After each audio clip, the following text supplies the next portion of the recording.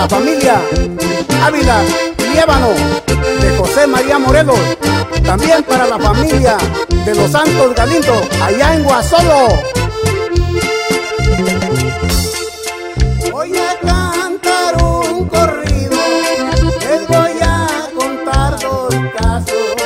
A Juan Santo en el camino le tiraron 3 balazos.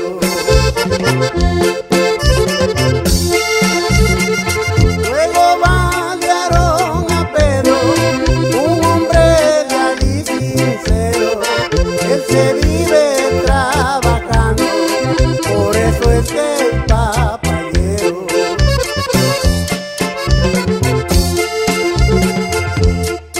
El trabajo en Juan y Pedro, yo sé que no está prohibido, cualquiera lo puede hacer, porque han de ser tu enemigo.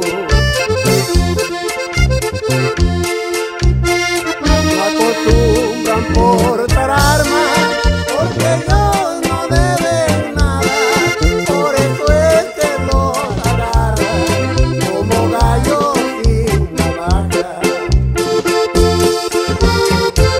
Y el saludo va para el primazo Santiago Toscano Zárate, allá en Acapulco, Guerrero.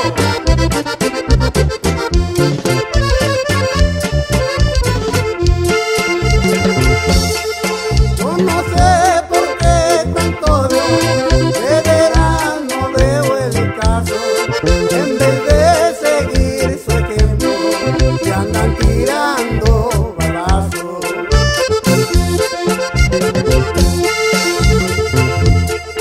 Si conocemos su vida, ¿por qué no quiere aceptarlo?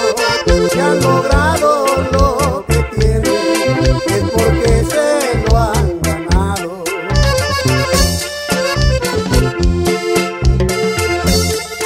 El dinero no es todo, esa es la pura verdad. Hay veces